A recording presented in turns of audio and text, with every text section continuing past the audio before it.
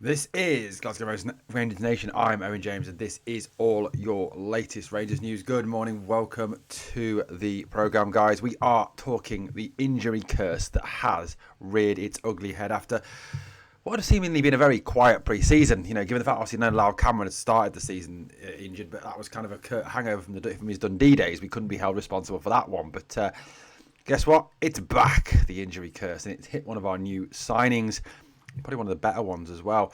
We're talking a bit of that. We're also going to talk what Russell Martin's been saying around the leadership group. He talked very much about the leadership group in the team and mentioned a shock name, I think, to some in that leadership group. We'll also touch on that in this video. Right, let's start off with this bloody injury curse again. Right, well, look, Rangers have, over the last few seasons, really suffered with bloody injuries. It has been ridiculous how many injuries this team has suffered.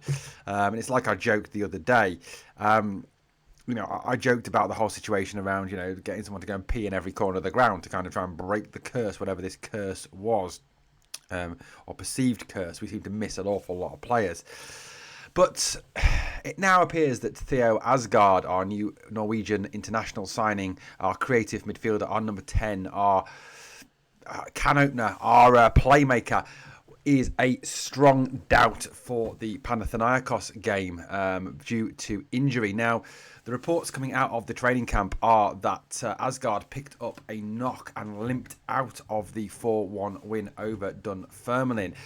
No kind of further detail on this, in terms of how severe the knock is, where it was to, in terms of how long he will be out. Now, there are some stories coming out that the Rangers medical staff are saying that it is not a severe one, and that he will not miss a lot of time. But we know with the Rangers medical staff, the moment we say that, we can probably expect him to be out for about 6 months. That's what Rangers medical staff are like. We all come out and they say, oh, it's not a serious one. He won't be out for very long. And then guess what? He misses about 6 months of the season, doesn't he? We all remember the Tom Lawrence one, for example, when he joined the club.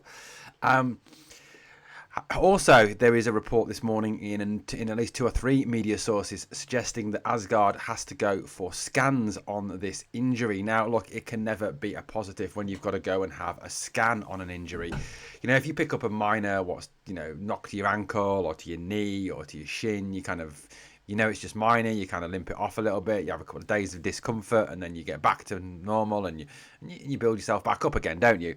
But if you've got to have a scan on something, then it's not genuinely a good thing, isn't it? You don't often get sent for a scan if it's just a minor thing.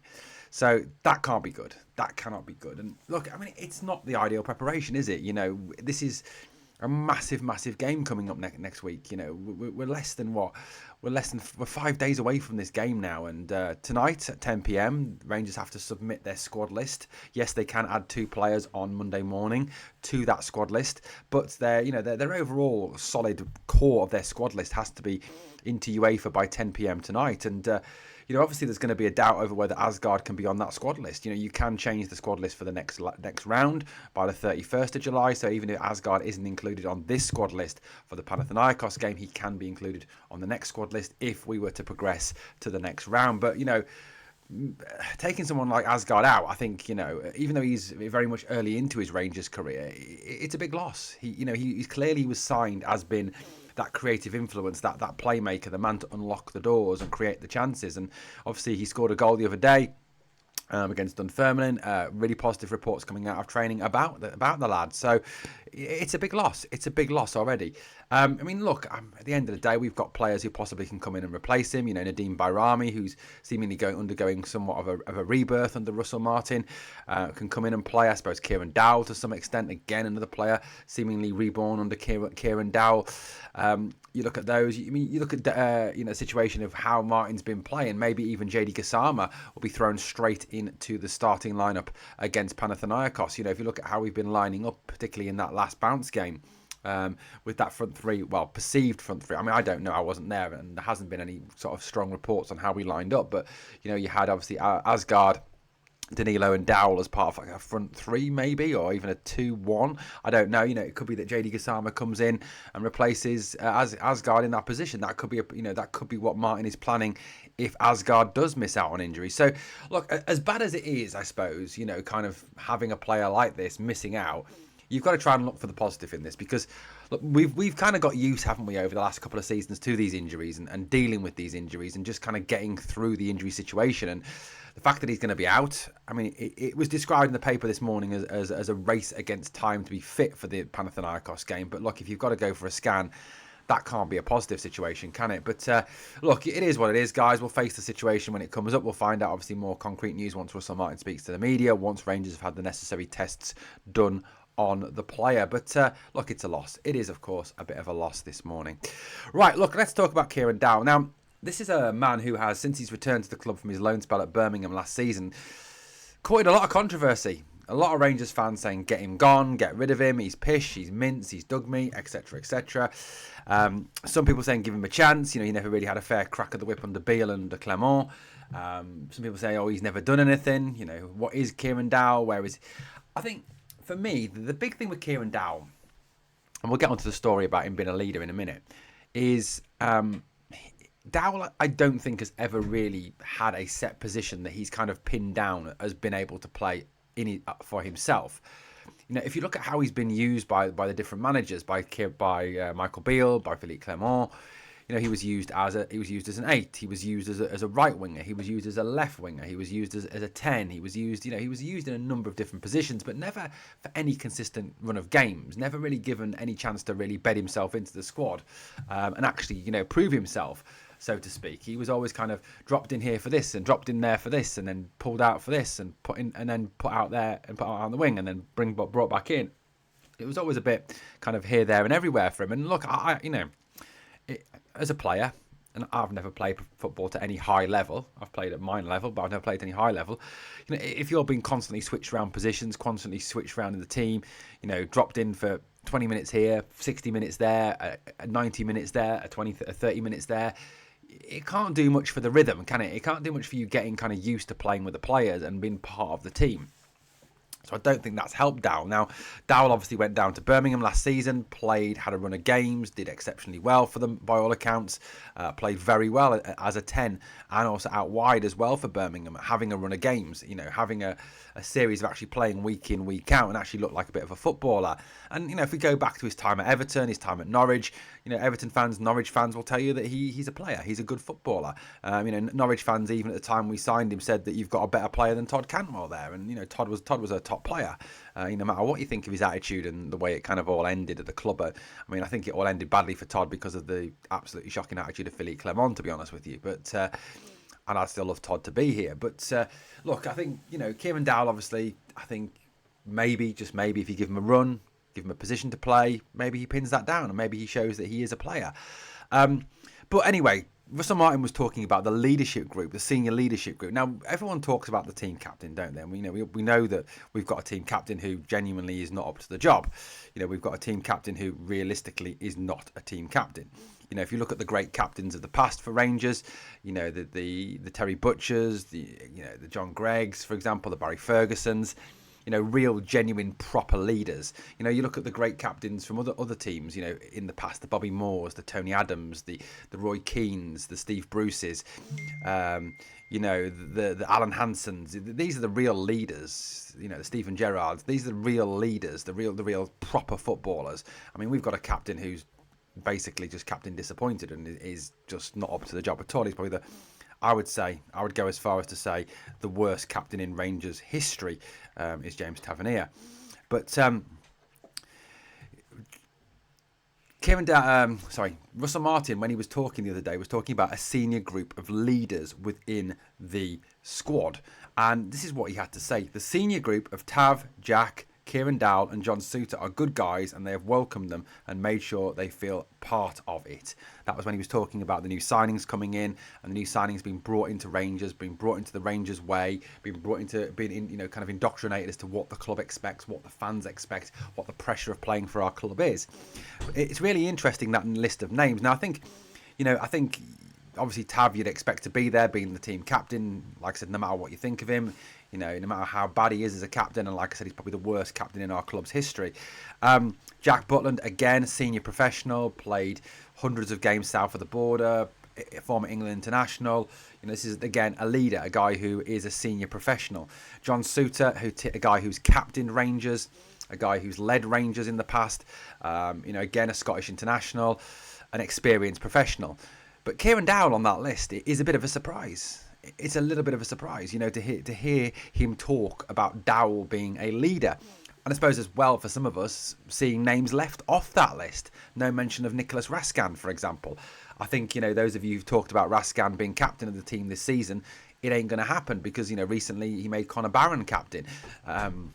I personally think that Raskan has got absolutely zero chance of being club captain at any point for the club. I think he'll be sold before he's ever club captain, which is a shame because I actually think making Raskan captain this season would benefit with the squad. I honestly believe that if we stripped Tav of the captaincy and gave it to Raskan, I think it would actually help the club and help the morale within the club and actually lift the club and get it out of the funk that it's been in over the last couple of years. But seeing Dowell in that list, it's a bit of a shock for me. It's a massive shock. It really is a clear indication that Kieran Dowell's going nowhere this season. Kieran Dowell is not one of those players who will be leaving the club this summer. People talk about obviously the Ben Davises, the Clinton and Cialas, the people who were left out, the people who are, are kind of, definitely going to be gone this season at some point.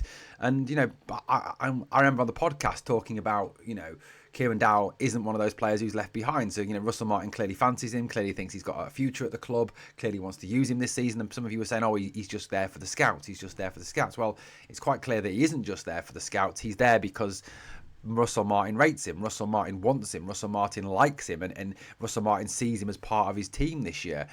I think the obvious concern with Kieran Dowell is over his contract. That is obviously a big concern. But it's quite clear, that Russell Martin wants him in this Rangers squad this year, in this playing squad, and that he will feature in the first team. And I think it's something we've just got to accept that, as much as we don't like Dowell, some of us, that we all kind of we think that Dowell's not a player. He will be here. He will be playing this season. And look, call it a mistake, call it what you want.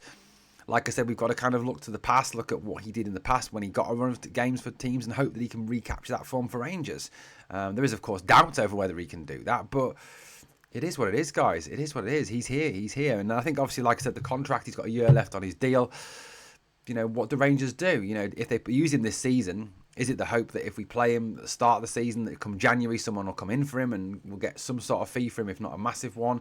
Or is it that the Rangers are going to give him a new contract? That could well be the situation. That Russell Martin, if his job is still fairly secure around November, December time, that the club go to Dowell with a new contract offer. That could well be the situation. Dowell may be reticent to sign a new deal at this point because of the fact that he hasn't obviously been established within the first team. He hasn't played a lot of games. He hasn't been part of the plans. He was shipped out on loan last season. He's maybe waiting to see how things go this season. And if Russell Martin really sees him as part of his plans and really does use him on a regular basis, maybe he's going to be given a new contract. A couple of years extension to his deal. That is, I think, a strong possibility now, given the fact the manager clearly likes him as a footballer. It's interesting, isn't it? Like I said, when that story came out yesterday, I was very surprised to hear that. And I think, I still think that senior leadership group is very weak, if I'm being honest with you. I think if you look at that leadership group there, you wouldn't say that any of them are strong leaders. You wouldn't say that any of them are top quality leaders. If you look at some of the top teams around Europe, and even if you look across the city, you look at the Callum McGregors, the Cameron Carter-Vickers of this world, the Kasper Schmeichels, they are leaders. They are real, genuine, top quality leaders. You look down south at clubs, down there, you look at, like I said, the Liverpools, who've got leaders like Virgil van Dijk, Ibrahima Konate, Dominic Szoboszlai. These guys are captains of their country, leaders on the field, proper quality leaders. And you look, say, for example, at the likes of Manchester City as well. John Stones, leader on the field. Rodri, leader on the field. People who are at the top of their very profession, the top quality talents. Erling Haaland, Kevin De Bruyne when he was there last season. Obviously, he's not there now. He's at Napoli, but Rangers don't have that leadership. I don't think that. I wouldn't describe Butland, Tavernier, Dowell, and Souttar as high quality leaders. I think if we brought in someone like Connor Cody, he would be a high-quality leader, but I think the chances of Connor Cody coming to Rangers are now basically non-existent. I don't think it's going to happen. He's obviously flown out with Leicester for his pre-season tour of Austria. I genuinely don't think he's going to come. I genuinely don't. I think, we may sign another defender now if Proper leaves. That seems to have gone very quiet, worryingly. If Suter leaves, that's gone quiet. Who knows? Who knows what the future holds on that one? But guys, let me know your thoughts on the Asgard injury and, of course, on the Dowell, the leader debate. Thank you for watching Glasgow Rangers Nation, guys. If you've enjoyed the content, please do me a favour, like, comment, share and subscribe. I'll catch you on the next one.